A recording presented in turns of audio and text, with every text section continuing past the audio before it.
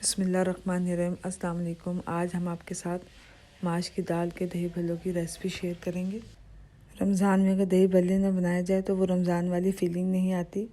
दही भल्लों की रेसिपी बहुत आसान है और स्पेशली जो नई नई कुकिंग सीख रहे हैं वो मेरे वीडियो को फुल फॉलो कर लें ताकि कोई स्टेप आप इसका मिस ना कर सकें।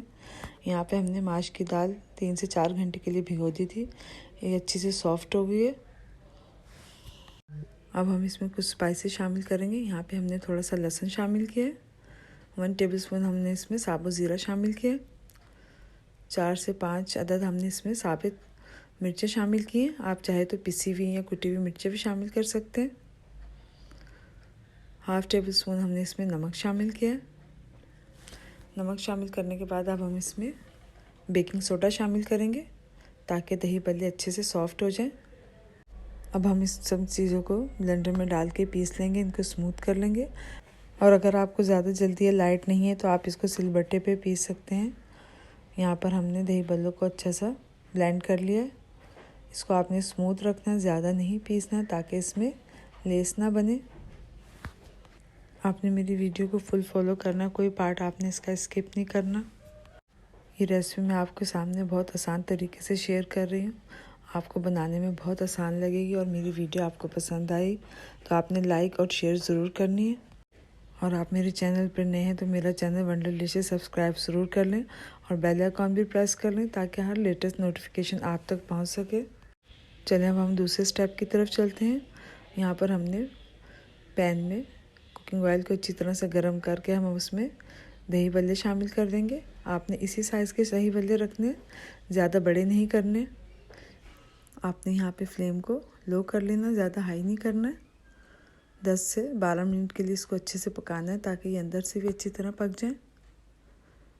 यहाँ पे भल्ले कैसे अच्छे से फ्लफ़ी हो गए।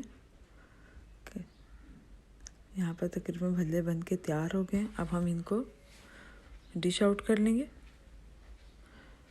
आप इसको रूम टेम्परेचर पर ठंडा करके फ्रीज़ भी कर सकते हैं। इनको निकालने के बाद हम इसमें पानी में शामिल कर देंगे। हमने यहाँ एक बाउल में पानी लिया था, उसको शामिल कर दिया था तकरीबन 5 से 10 मिनट के लिए। भल्लों को पानी में इसलिए शामिल किया जाता है ताकि अंदर से सॉफ्ट हो जाए और दही को पानी को भी अब्जॉर्व कर लेंगे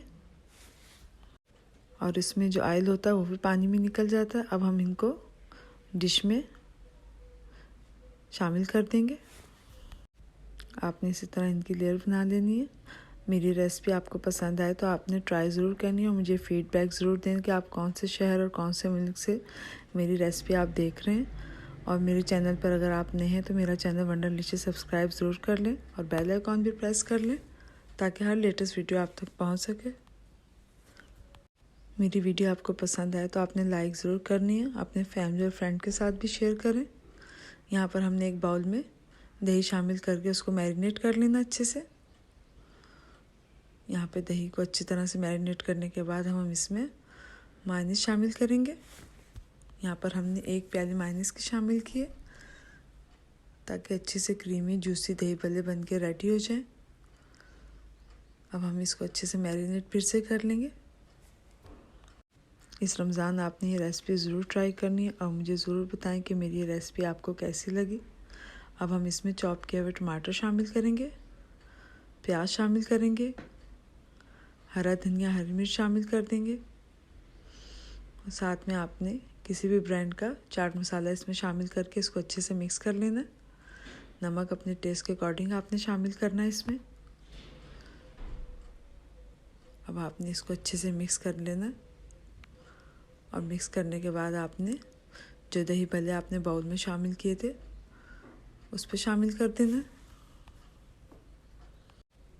इस रमज़ान इफ्तारी में घर आए मेहमानों को भी बना के खिलाएं और ख़ुद भी खाएं। अब हम इसमें इमली की चटनी शामिल कर देंगे। इमली की चटनी की रेसिपी आप मेरे चैनल पर देख सकते हैं। अब आप इसको इमली की चटनी डाल के सर्व करें, ख़ुद भी खाएं, मेहमानों को भी खिलाएं और मुझे फ़ीडबैक ज़रूर दें मेरी रेसिपी आपको कैसी लगी। माश की दाल के भल्लों की रेसिपी बहुत आसान है, इसे आपने इस रमज़ान ज़रूर ट्राई करें। माशाल्लाह कैसे ज़बरदस्त सा लुक आ रहा है। अगली वीडियो तक के लिए अल्लाह हाफिज़।